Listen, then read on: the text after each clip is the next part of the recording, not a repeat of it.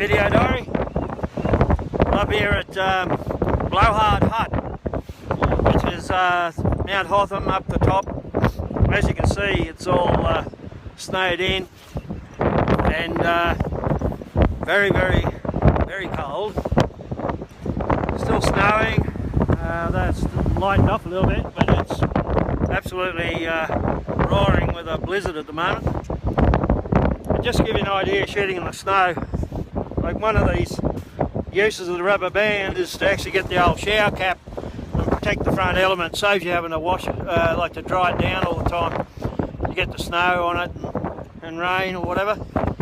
And yeah, so just when you're ready to take a shot, you lift it off and take the shot. So what I'm liking here is just this, the hut itself in amongst all this white snow. Anyway, give you a quick look around. Here it is. It's right just off the highway, and it's in amongst all these beautiful trees. All these had snow on them yesterday, and it's washed off like with the rain and now snow again.